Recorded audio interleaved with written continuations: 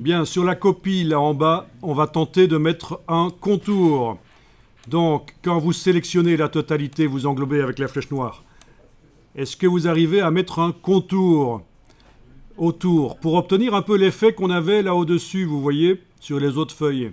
Un effet de contour comme ça. Ben non, ça ne va pas être possible puisque les feuilles, chaque feuille, si je clique à côté et que je vais cliquer sur chaque feuille, ça se voit, chaque feuille, elle a déjà un contour. La broche artistique sur le trait, c'est un contour. Donc comment est-ce qu'on peut mettre un contour sur un contour? Ben, difficile. Alors on va faire quelque chose qui s'appelle vectoriser. En général, quand on est arrivé à la limite du logiciel et qu'on veut aller plus loin, on vectorise. Ben, ce qui se passe, c'est que ceux qui connaissent mal Illustrator, ils ont tendance à vectoriser un peu trop souvent, alors qu'il y a des astuces pour quand même pas vectoriser. Vectoriser, c'est quand même partir d'un état dynamique. On sort d'une possibilité de modifier d'une certaine manière les choses, on fige. Donc c'est pour ça que c'est relativement peu conseillé, qu'il ne faut pas le faire tout le temps, n'importe comment, vectoriser. Je parle notamment du texte. Le texte, il y a beaucoup qui ne connaissent pas Illustrator et ils travaillent sur le texte et à certains moments, quand ils ne savent pas comment on fait pour faire quelque chose sur le texte, ils vectorisent. Donc le texte n'est plus modifiable. S'ils ont fait une faute d'orthographe dans le mot, c'est foutu. Il est plus modifiable, il est plus dynamique. En infographie, dynamique, ça veut dire modifiable.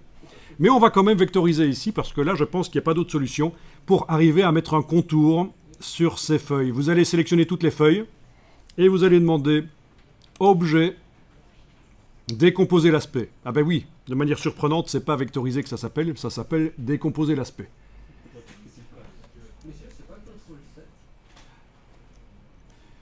Donc ici, c'est une vectorisation d'objets, c'est les contours qu'on vectorise. Les contours, la broche artistique qui est mise sur ces traits, c'est ça qu'on vectorise. Donc ce n'est pas menu texte vectorisé pour vectoriser du texte, c'est pas menu fenêtre vectorisation de l'image quand on vectorise une image, c'est vectorisation de contours et c'est en faisant objet, décomposer l'aspect. Alors en anglais ça s'appelle comment? Menu object, c'est facile, mais après c'est expand appearance, c'est ça. Ok, super. Alors, décomposer l'aspect. Du coup, vous obtenez quoi? Ben, vous le voyez ici. Vous avez des vecteurs. Si vous faites un CTRL Y, voilà, vous voyez qu'on a des vecteurs ici.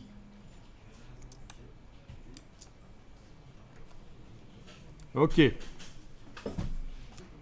Alors, ça fait un peu trop de vecteurs. On va annuler, décomposer l'aspect. CTRL Z. CTRL Y pour repasser à la version couleur. Alors on va d'abord faire en sorte que tout ceci devienne une brush. Je pense que ça pourrait le faire si on amène ça dans la palette des formes avec la flèche noire pour faire une brush artistique avec tout ça. Ça sera plus facile pour la suite. Donc j'ai annulé, décomposer l'aspect. J'ai fait un CTRL Z, un commande Z.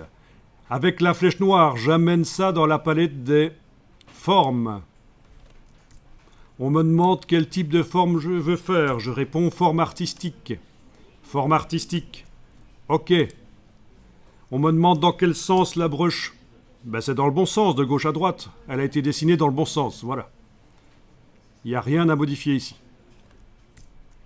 Ok. Je vais lui donner le nom forme artistique 1, c'est bien. Dans un premier temps. Ok. Et elle doit apparaître là. Voilà, elle est là. Quand on survole, l'infobulle vous indique que c'est forme artistique 1. Vous pouvez aussi, dans le menu de la palette des formes, aller demander affichage par liste. Comme ça, en permanence, vous allez voir les noms. Donc, elle est là. Ne cliquez pas sur elle, parce que vous allez, dans ce cas-là, appliquer la brush sur chacun des objets qui nous a servi à faire la brush. Regardez ce qui se passe. Parfois, ça fait planter l'ordinateur. Voilà. Donc, CTRL Z. Non, avant d'aller modifier éventuellement la brush en double-cliquant sur elle dans la palette des formes, il faut désactiver les objets en cliquant à côté d'eux. Voilà. Alors, ceux qui ont réussi à faire ça, vous avez donc désactivé les formes en cliquant avec la flèche noire à côté. Vous allez pouvoir activer le pinceau et, avec cette brush que vous avez créée, Vous allez pouvoir tester, tiens, qu'est-ce que ça donne quand j'utilise la brush. Voilà, je vais l'utiliser sur le côté ici. Voilà, plus ou moins long. Bah, elle fonctionne, votre brush, alors. Pas de problème.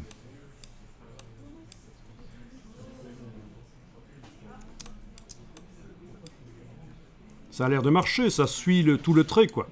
Voilà. Excellent.